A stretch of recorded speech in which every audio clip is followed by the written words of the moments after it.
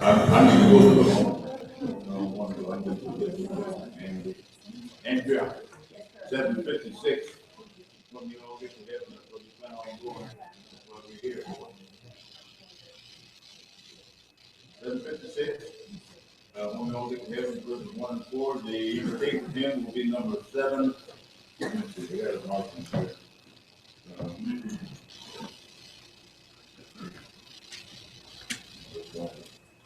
Will be 767. Who's at the door standing? 767 will be the hymn invitation, and the hymn we're going to sing before the truck gets up here. 756 verses 1 and 4. Sing the wondrous of Jesus, sing His mercy and His grace. In the mansion bright and blessed, He'll prepare for us a place. When we all get to heaven, for the day of rejoicing, when we all see Jesus, we'll sing and shout victory. Onward to the heights before us, beauty will be full. Soon the pearly gates will open, we shall let the streets of gold. When we all get together, baby, when we all see Jesus, we'll sing and shout victory.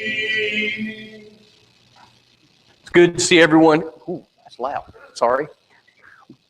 Mess everybody up. It's good to see everyone here this evening. Glad that you're with us. We're coming to the end of our study of the Inter-Testamental history. As I said, we're talking in dinner tonight, and the idea that there's so much more to study, but unless you're doing a 13-week semester for like a GSOP, Georgia School of Preaching, to go too much into it is it's not really as beneficial as you might think.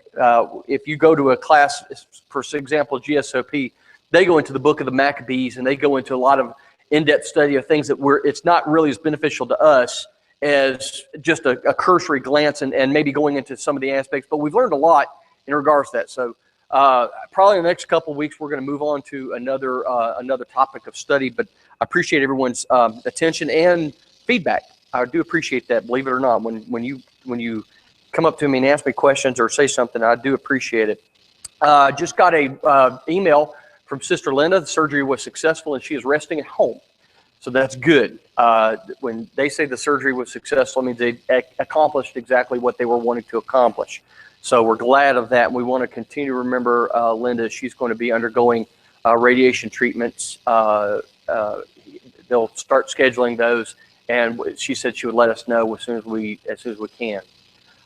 We need to remember Jimmy Carver, who's going to be having his surgery very soon. Please pray for him and the doctors that are working with him. Praying for Zion Atkins. His surgery is upcoming very soon as well. Remember him, that the surgery turns out exactly the way that they're wanting it to. Remember Sandy Stillwell. She's still recuperating. Is she back to where she needs to be, or is she still? Is that where Jerry went down to be with her to help her out? It's interesting. 93-year-old woman's going to go down there, help her daughter get past surgery. But if there's anybody who could do it, it'd be Jerry Erline. So that's for sure. Yes. I was actually going to bring that up. We got some folks that are going to be traveling. Miss Sybil and Miss Rachel's sisters are going to be going. Usually you're going with them, but she's staying here for Jimmy. So we certainly understand that. But pray for Sybil and some folks that are going to be traveling, going on a cruise, 2-week cruise. So don't feel too much sympathy for them. I got no sympathy for anybody that's going to go on a cruise. Send us a postcard. But remember them, because it's travel. No matter how you look at it, it is travel, and you just want to make sure that everything, the travel is safely accomplished. So please remember them. We need to remember,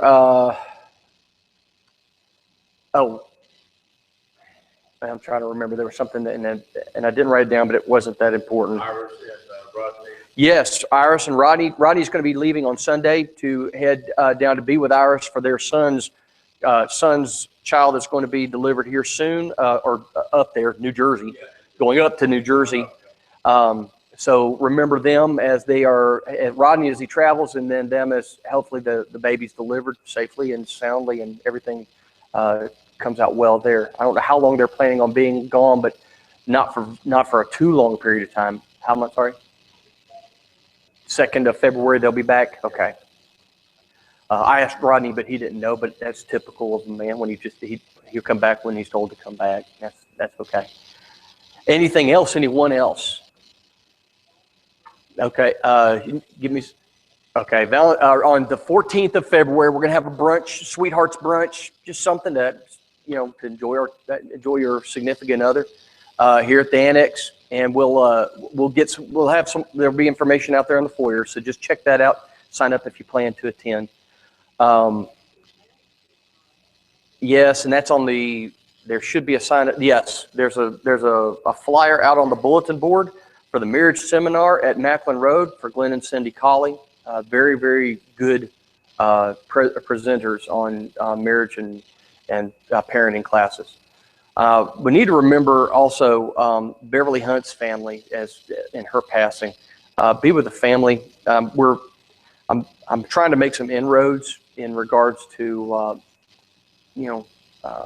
church attendance and Bible study, but it's slow go. But please pray for me in that regard. Baby steps sometimes is I could go and club them over the head, but that's not going to work, as well as I do. That's not how that's accomplished. But please pray for me as I'm kind of slowly, steadily working towards maybe getting some Bible studies set up. Also, if you would, pray for a fellow that visited here. I'm involved in the Bible study with him, but I haven't been able to get with him in the last couple of days, and I'm not worried yet. I'm just concerned. His name is Mike, and he is a friend of Ken Butler's. He's Ken Butler's friend. He's known him for quite some time, but he's been staying with Ken off and on. And he showed up about 2 weeks ago on Sunday morning and asked for me to pray for him. And then, of course, I gave him a call back, and he basically said he felt like he was drowning.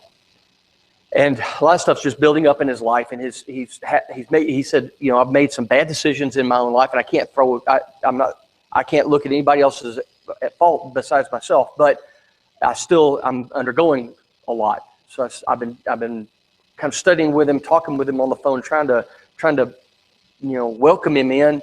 But we have to remember also that our evangelism is a personal thing. We're not going to evangelize anybody by having them here. We're evangelized by going to them. So that's what we need to do. So that's where I've been working with. So please pray for Mike in your prayers, and that maybe something could be said or done that he could see his condition. I'm doing my best. So it's up to people to make that decision. Please pray for Mike and the Hunt family. Anything else? Anyone else?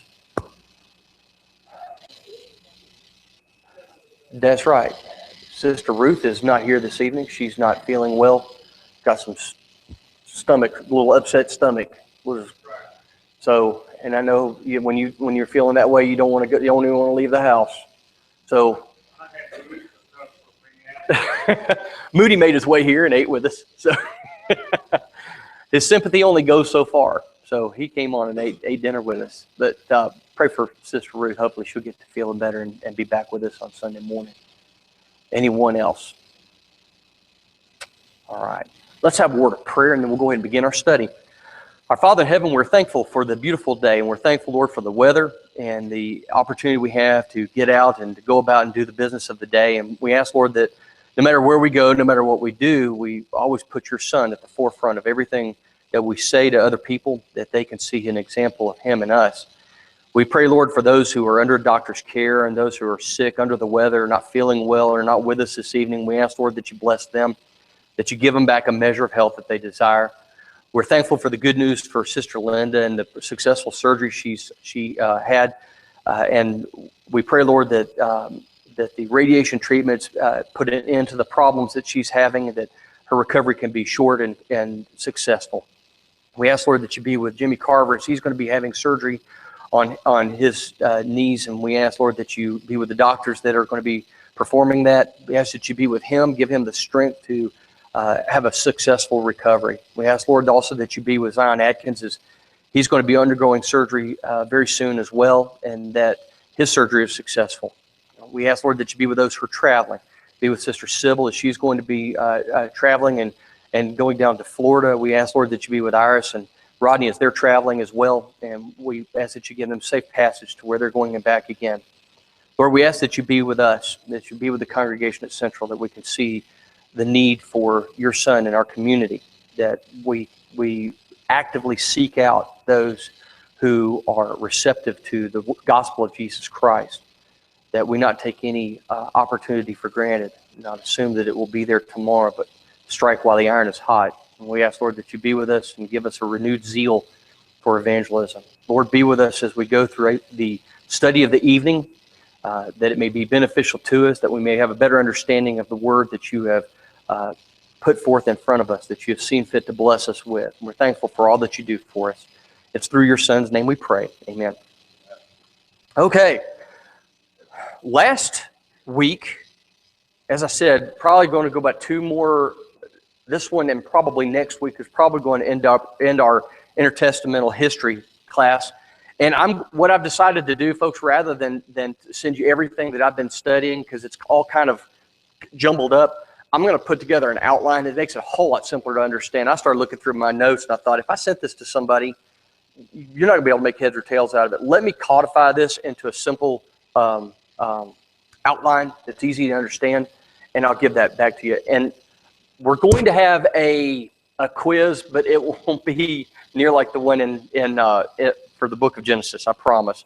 But it will have some questions on there. Hopefully, I've hit some things over and over again. But guess what? When I do that and I've asked people questions, guess what? They can remember because we've done it several times. Okay, so history, Inter-Testament history, lesson 7. All right, Daniel the prophet in Daniel chapter 8, verse 14. If you want to get out your Bibles and go ahead and turn to Daniel 8:14. Daniel the prophet said the sanctuary would be polluted. And we've talked about this in two different, it's been kind of interesting also. I'm having to keep my lesson straight because Sunday evening we're talking about Daniel, and Wednesday night we're talking about intertestamental period. But guess what? Daniel prophesies about the intertestamental period. He testifies about the rise of the 4 empires, and all of these things are coming to pass. And Daniel actually prophesies about the pollution of the sanctuary, how it's been brought low, it's been polluted, corrupted. And it's interesting that the sanctuary, when it talks about the sanctuary, what is it talking about in actual fact? The temple proper, the building that's been erected for this express purpose of worshiping God in a formal fashion. Now remember, there were places of worship. What were these other places of worship that the people were using during the intertestamental period? The synagogues. Synagogue was a new construct. The synagogues began to be erected after what happened? After the people were what? After they were dispersed, but after they were returning. Because remember, the idea here was that they had a place that they could go and they could worship without having access to the temple. They had no access to the temple. They weren't allowed. In many cases, they were under captivity. They weren't allowed to return once a year to Jerusalem to offer up their sacrifices. So what did they have to do? They had to find a new way to worship God. So the synagogues were a fairly new construct. But here, when it talks about the sanctuary, it's talking about the temple proper. Now, it's interesting though that Daniel prophesies that the temple will be polluted. And what was the pollution of the temple? How did that occur? Offers the pig. Who did this? Antiochus Epiphanes, God made manifest.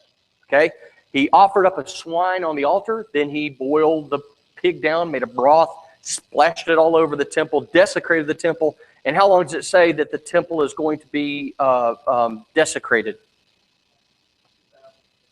2,300 days, which is around 6.5 years. It took 6.5 years for the temple to be restored and to be cleansed and to be renewed. It was cleansed of its impurity by having contact with this profaned, with a profanity that was offered up on the altar. Now, here's where we get into a little bit of Jewish history. Anybody venture a guess as to who was the one who cleansed the temple? What was the name of the man who cleansed the temple? He's well known in Jewish history.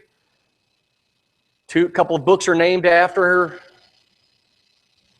Judas Maccabeus. Judas Maccabeus. This is the temple was cleansed under the leadership of Judas Maccabeus. He was actually of the priestly line, which means what? He was of the lineage of Levi. He was of the lineage of Levi. He had a right to be a temple priest because he was of the tribe of Levi. Okay, so he was of the priestly line, and with his father and his 4 brothers, they not only cleansed the temple, but they also, it was one of those things where it appears that Antiochus Epiphanes had drawn a line in the sand, and the Maccabees decided that they were going to walk over that line. They rose up in revolt of this Syrian king. Okay, so now you basically have open warfare at this point. This was a war for the very soul of Israel. It was, we have had enough. Yes, sir.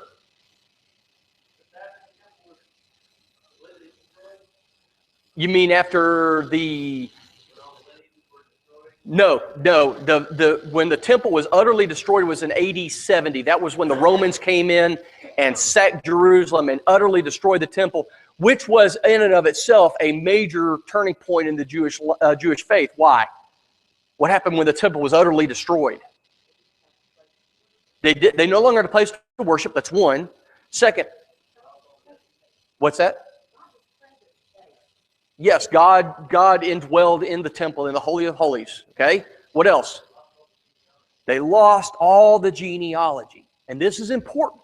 This is important. One of the reasons that there was such a widespread antipathy towards the Romans was that there were people sitting on the king's throne, and there were those who were serving as priests in the temple who were not of the priestly line.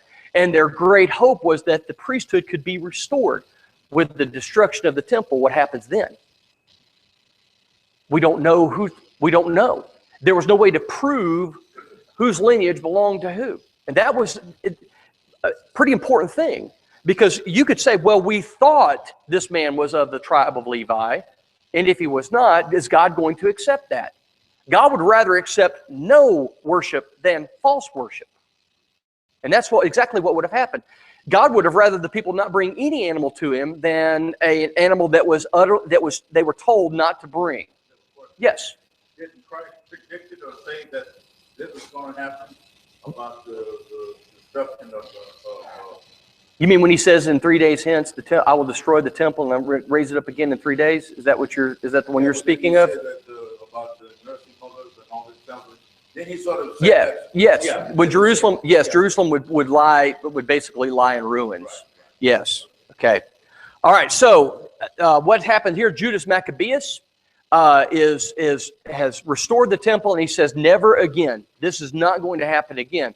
We cannot allow this foreign pagan dictator to run roughshod over our people anymore. So they rise up. And it is a true revolt. They're revolting against the Syrian king. They capture the attention of the Israelites, which was no small thing. Remember, what was one of the major characteristics of the Jewish people after their return from exile?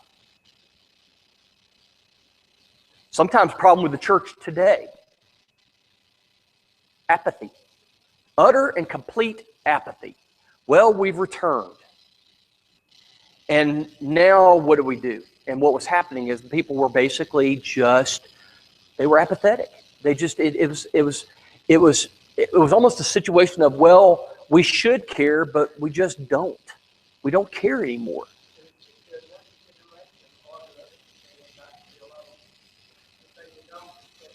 They were gone for sin. And the young people that were coming back, and the young people that were coming up during this period of time, they didn't have a sense of national identity that the people who were dispersed did. They never knew Israel as a separate and distinct self-governing power. They had always known the nation of Israel as either a captive state or a vassal state, or what they call a client state of various empires. They'd never known Israel to have a sense of self-awareness. So this was no small task.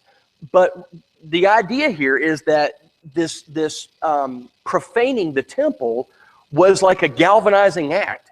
It was like the Boston Massacre right before the Revolutionary War. Remember when Boston, according to all historical data, the people are starting to throw snowballs at these British soldiers and mocking them and making fun of them, and all of a sudden these British soldiers fire upon these unarmed colonists. Well, I'm talking about that's the generally accepted history. Well, that was one of the galvanizing points behind the early founding fathers getting together and saying we just shouldn't be under British rule anymore. Well, sometimes you need those big events to cause things to happen. Pearl Harbor was one. I mean, if Pearl Harbor had never happened, if the Japanese had never attacked Pearl Harbor, we may have entered into World War II, but it may have been on a much more limited basis, and we may have actually started a policy of isolationism. It's not our problem. That's Europe's problem. We'll help in some way, shape, or form. I'm just giving you instances where there are sometimes galvanizing actions that cause things to happen, and this is one of them. The profaning of the temple was almost, this is the last straw. We've put up with this too long. So you have this man of the priestly line, which is important. This is a man who can lay claim to being of the priestly line and becoming a priest. So here you have these men saying, no more. They rise up in revolt. They're able to gather the Israelites together to join in. It's not like four guys are taking on this empire. They gather them together, and all of a sudden you have the revolt of the Maccabees. And if you ever want to just do an interesting study, it's a fairly interesting study. These men, with the aid, and you cannot look at it any other way than they had the aid of God himself to cause this to happen. God had to have been behind it, because they're fighting. This is a small group of men who are fighting against a much larger force and are able to overcome it. They're able to succeed. And they drive these people out. They capture Jerusalem. They clean the temple. And the day they cleaned the temple was named the Day of Dedication. You may have heard this in reference to Jewish holidays, the Day of Dedication. And it occurred on the 25th day of December. No coincidence between that and Christmas, but it's a coincidence, but it has nothing to do with the subject at hand. But it was on the 25th day of our calendar year, the Julian calendar of December. And on that day, Jews still celebrate the Feast of Dedication each year. Okay? All right, the Maccabees, who were of the Asmonean family, Asmonean, Asmonean family. They began a line of high priests known as the Asmonean dynasty. So not only were these men of the tribe of Levi, they began a high priestly tradition, which meant they were of whose lineage? Aaron, direct Aaronic priesthood succession. These men were of the high priestly line of Aaron. There could not have been a better time in the world for these men to come and make this determination to restore the priestly line, because guess what happens after they restore this priestly line? They drive out the invaders. They capture Jerusalem. They cleanse the temple. There's a period of prosperity, and there's a period of peace that was a bright, shining moment in the history of the Jewish lives for 400 plus years. There's this brief period of about 70 something plus years where the priests are serving in the true temple. There are men who are supposed to be serving who are serving. The people begin bringing the tithes. They reform, which is really what they wanted in the first place. They wanted the priesthood reformed. That was one of the big complaints. You had people who weren't supposed to be serving. They had priests that were taking sacrifices they weren't supposed to be taking. So here you have this Hasmonean dynasty that basically puts God's house back into order.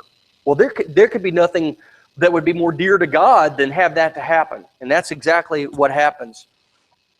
During their days, there's a temporary overthrow of foreign domination, so that if you think about it, the entire time this is going on, they're restoring the temple, they're restoring the priesthood, and the entire time they're having to beat back these advances of these foreign powers who would still try to take Jerusalem.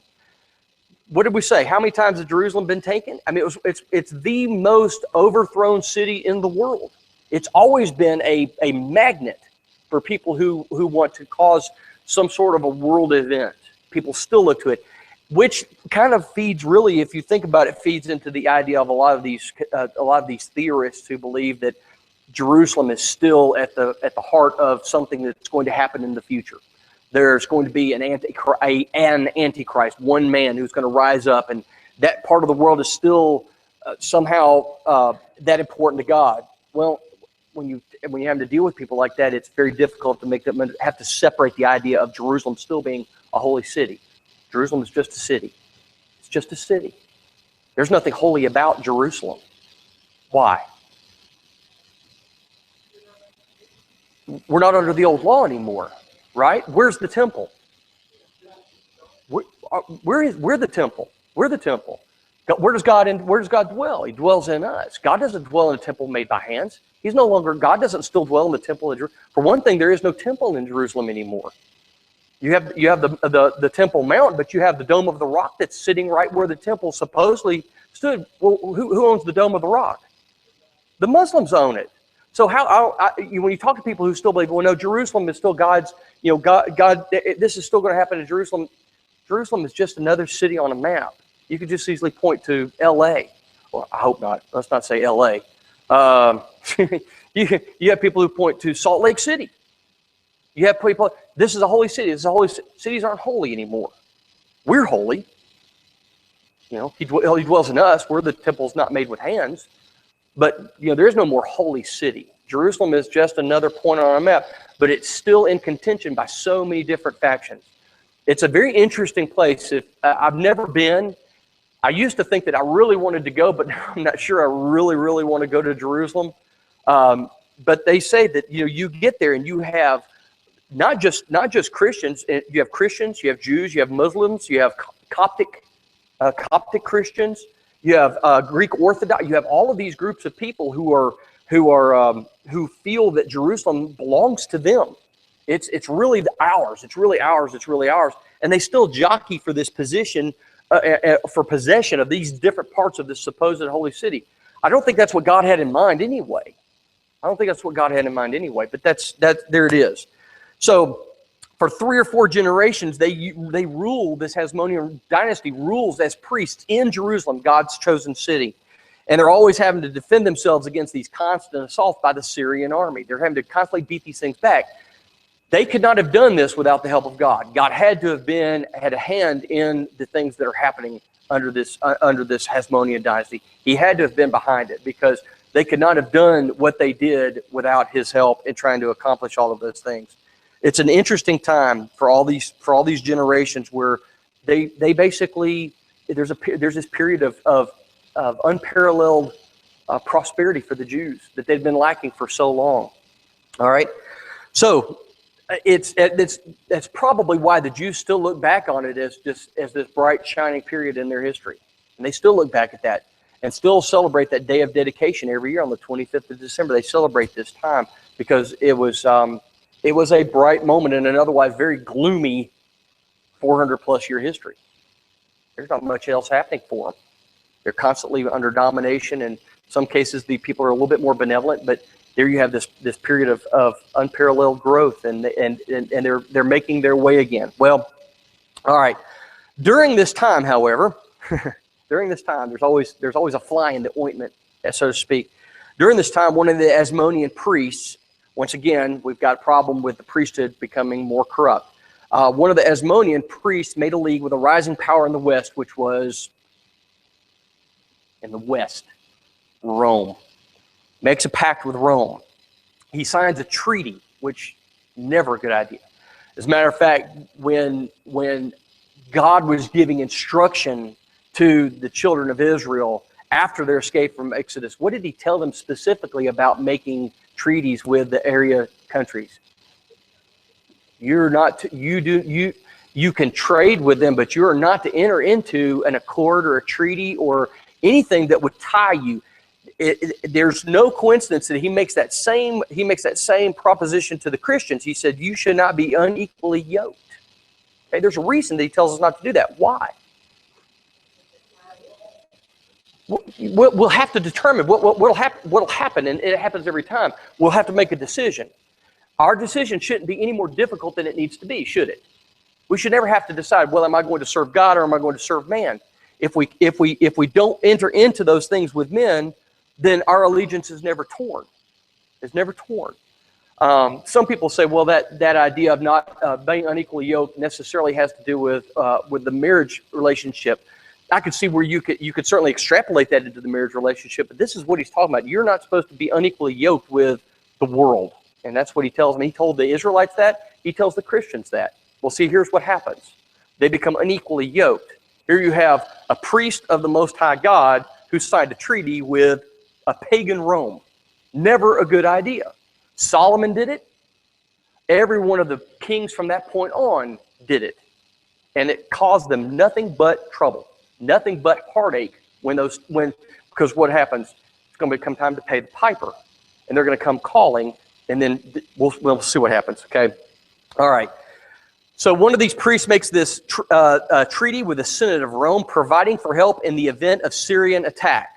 Okay. Now, what was God's main concern with the idea of having an earthly king? Well, let me back up. What was the reason that the Israelites wanted an earthly king? There was a specific function that they wanted that king to perform. A little bit different. I understand what you're saying, but it's a little bit different. They wanted somebody that would what? Go in front of us in battle. We want a king who will lead us in battle. What was God's response to that request?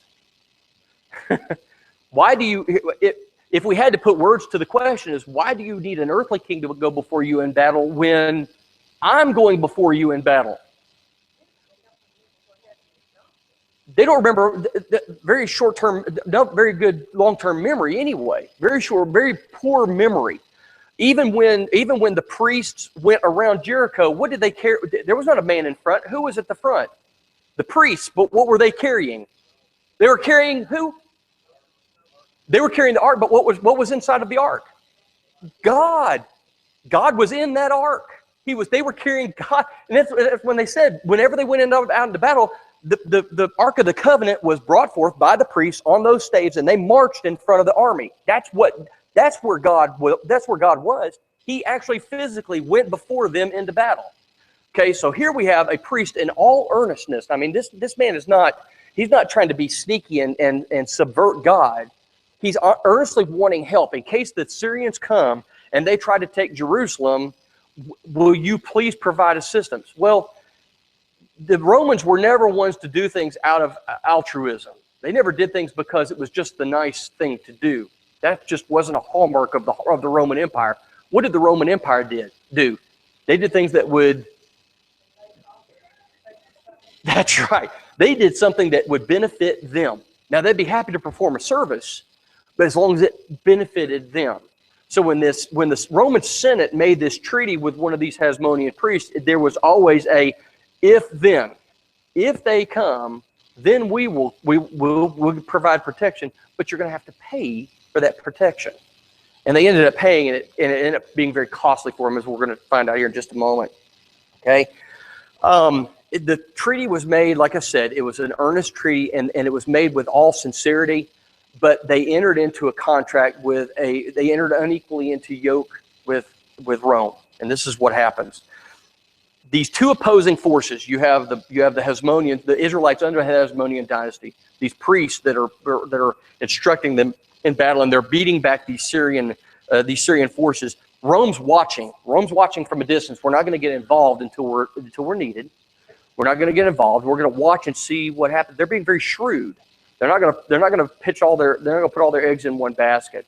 They sit back and they watch these battles go back and forth. You see the Syrians make some advances, but then the Israelites push them back a little bit further. You see this go back and forth. And finally, the governor of Idumea. What's Idumea? Not Idumea, Idumea. Where's Idumea? Give me a guess if you can think about where do you think Idumea is? Ah, very good. Did you know that, or was that just a shot in the dark?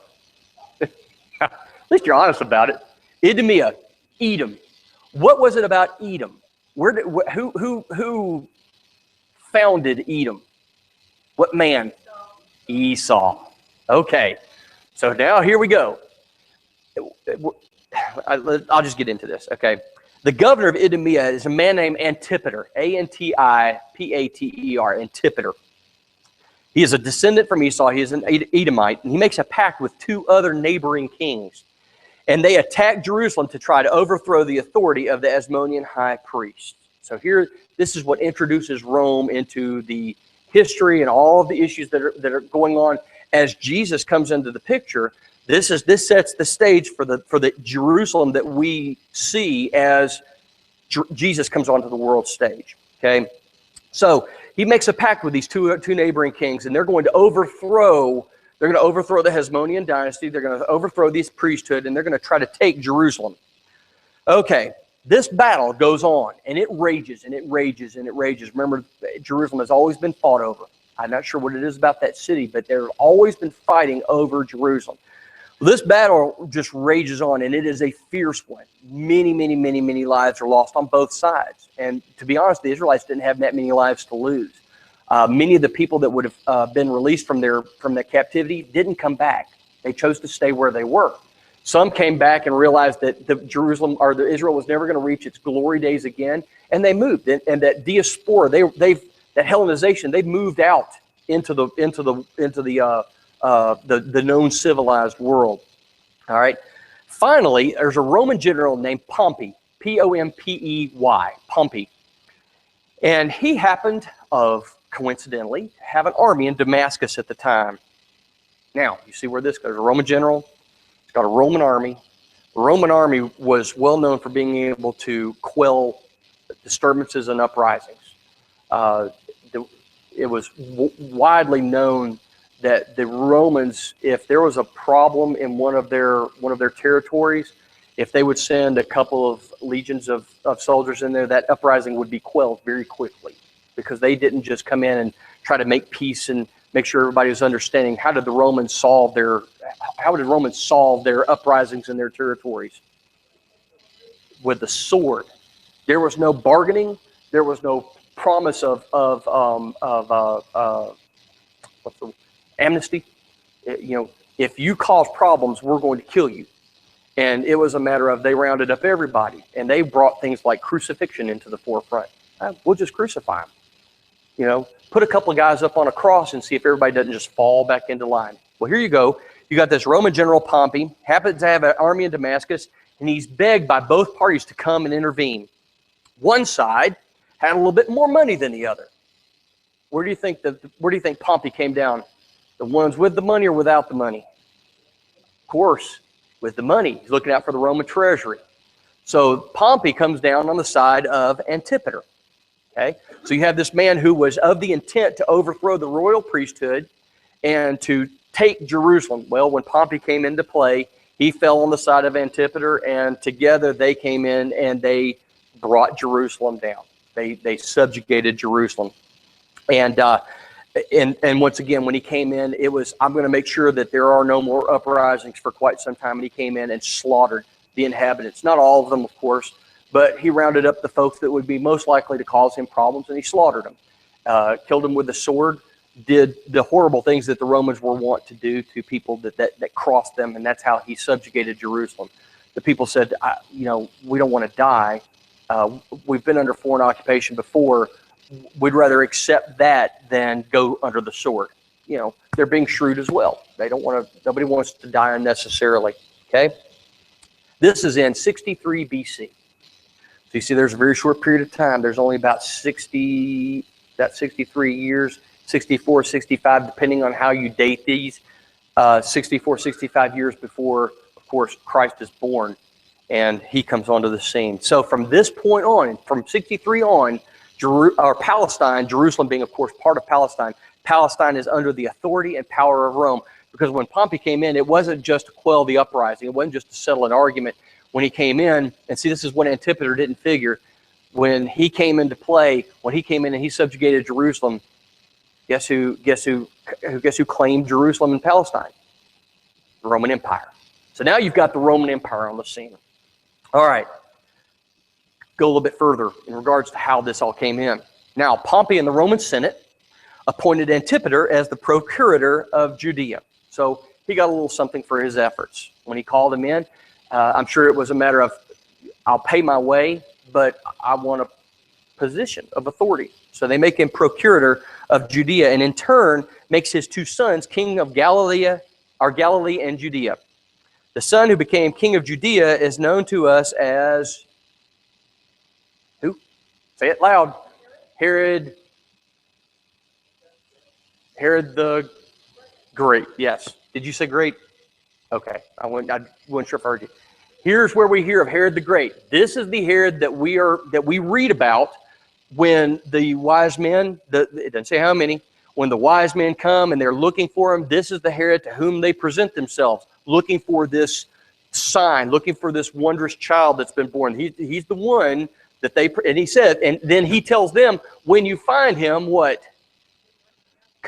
Yeah, conveniently enough, you let me know, because I'd love to come and worship him. I'd love to present myself to him. So now, was he sincere? Certainly not. The man was not sincere. He was a by all accounts, a very cruel and despotic ruler. But yes, in Matthew chapter 2, verses 1 and 2, now when Jesus was born in Bethlehem of Judea, which was, of course, under Herod's purview, when in the days of Herod the king, behold, wise men from the east came to Jerusalem, saying, where is he who has been born king of the Jews? This is Herod the Great. This is the man whom they present themselves. Now, a little bit about Herod, because a lot of times there's several Herods.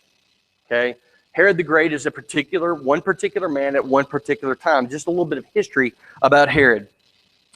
Herod's rule marked the new beginning in the history of Judea. I'm just going to read this as I've written it out. Herod was granted the title King of Judea by the Roman Senate. As such, he was a vassal of the Roman Empire. Vassal meaning servant. He was a servant. He reported to the Roman Empire. He was given extreme leniency and freedom to rule how he wished, which was very unusual. It was very unusual for the Roman Empire to give such leeway to someone that was a vassal state. But Herod, of course, came from a great, arose out of unusual circumstances. Let's just say that. Okay, he was expected to support the interest of his Roman patrons, which means what mainly? Pay the taxes. That's really what it means. Further our interest in that area and keep sending us the money. And we'll see where Herod was responsible for some incredibly harsh taxations on the Jewish people. But that's what he did. So not long after he assumed the control of Judea, Herod needed to show his worthiness as king of Judea to the new emperor Augustus, also known as Octavian, after he showed support for Augustus's opponent, Mark Antony. So you had these two men, Octavius and Mark Antony, who were jockeying for position. And well, when Octavian came out on top, Herod had supported Mark Antony. Now he's got to show, well, I liked Mark, but I'm really behind you, Augustus. So he says, I'm going to try to curry favor with this new Roman emperor. So after he was able to win the support of Augustus and continue to rule his people as he saw fit, which means that he had extreme freedom that was afforded to Herod in his rule over this region of Judea.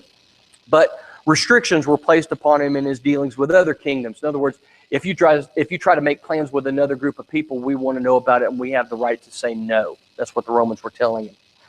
Herod's support from the Roman Empire played a major role in allowing him to maintain his authority over Judea.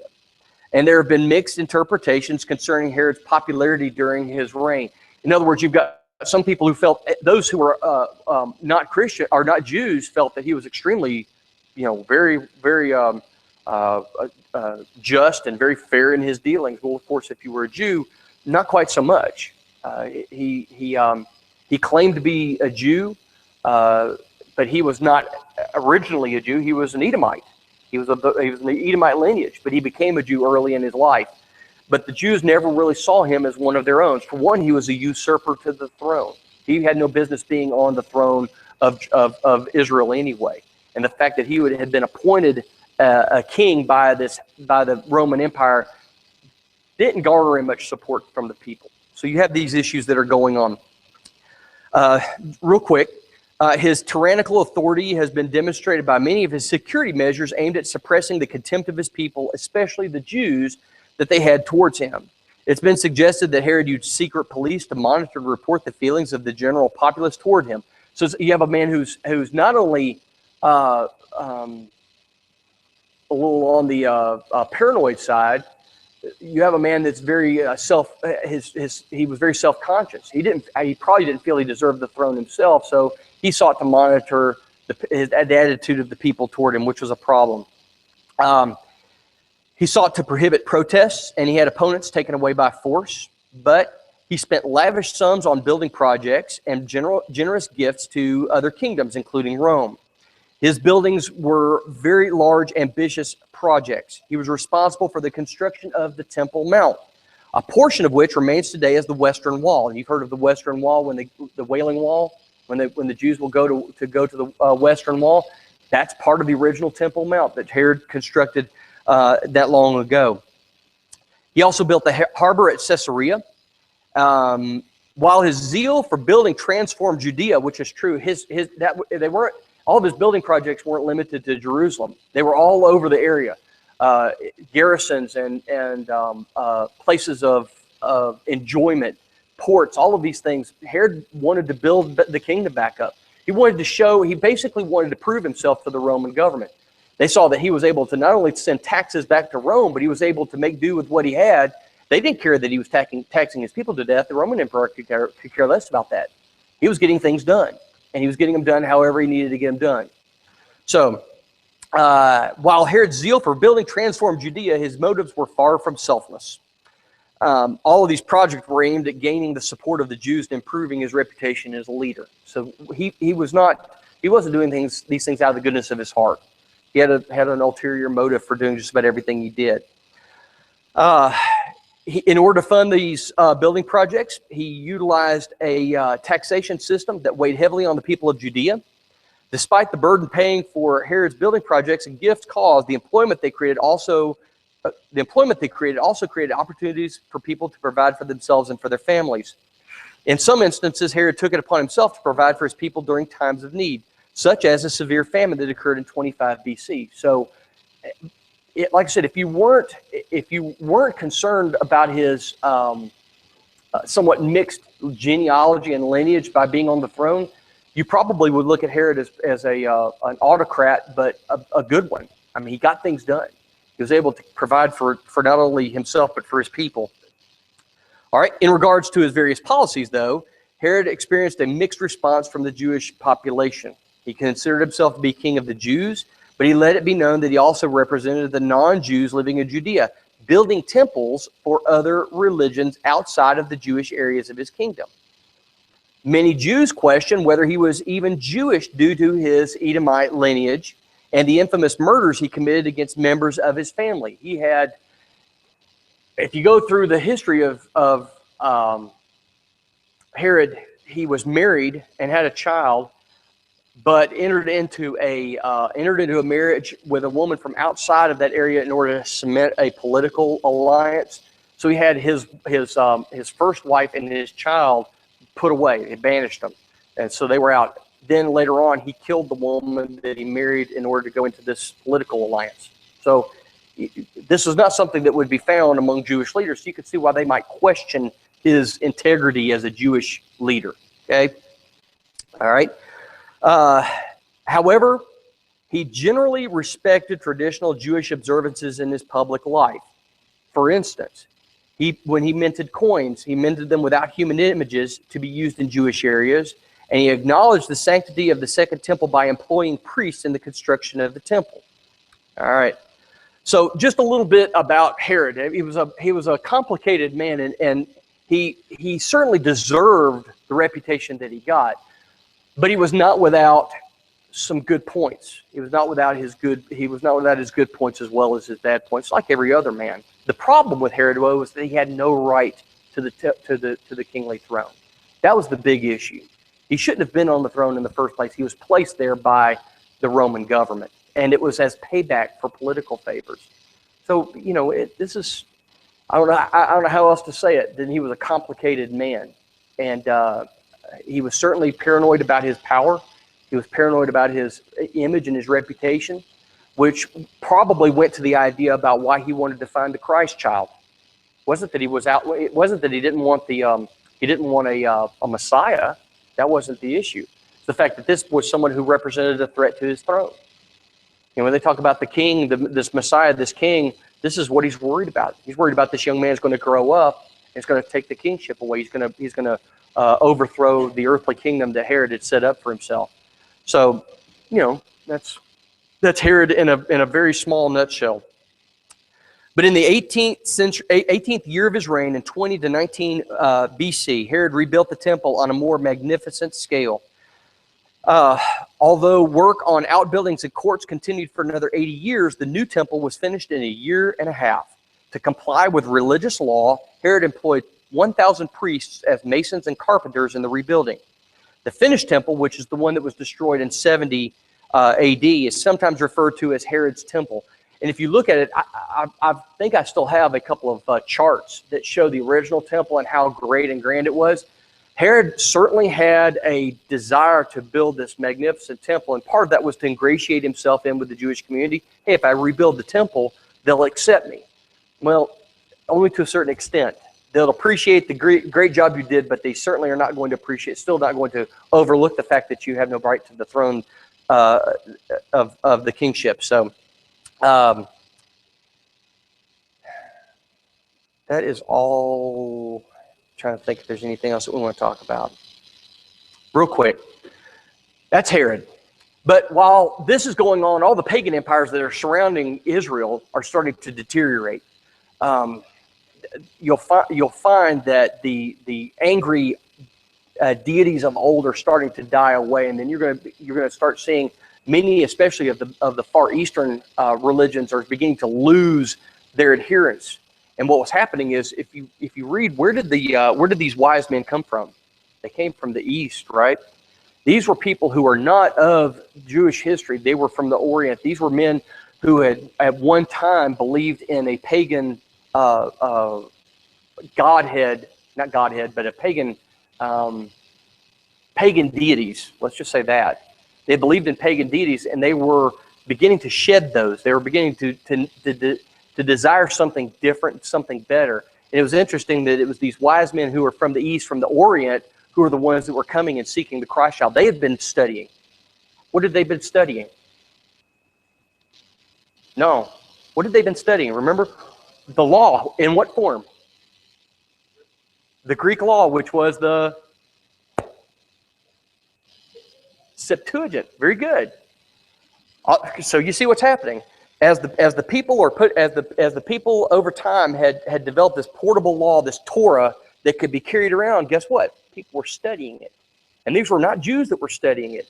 There were people from outside the Jewish lifestyle that were able to come upon these copies of the law for the first time, and they're realizing, hey, there's something better that's coming. They're realizing that something is about to happen, something that's going to come to fruition. There's going to be a realization of prophecy, and that's what they're after. And these were the people that were coming and seeking this Christ child for the first time. They weren't even Jews. They were wise men from the East. That's how they're described. All right. Anything else? Anybody got anything? Any questions? Comments? We'll finish this up next week, and it's going to talk about what happens from the time that Herod rebuilds the temple. And we're going to bring in, this is where we're going to start seeing the Pharisees and the Sadducees, seeing them come in, and for the first couple of years of Jesus' life, see how that draws out. And that finishes the Inter-Testamental period. Okay. All right. And like I said, I'm going to put this in a much more easy to understand timeline and outline, and I promise it'll be easier to understand than what I've got written down in my notes. Give everybody an opportunity. We certainly do every single time we come together to respond to the Lord's invitation. It's always available. It's always open. And we implore you to avail yourself of it. If you need the prayers of the congregation for any way, we want to do that for you tonight. And if you have a need, please come while we stand and while we sing. Who's at the door is standing, patient and lonely. uncertainty landing. Sits on voice I hear. Sweetly the tones are calling. Open the door for me. If thou heed my calling, I will abide with thee.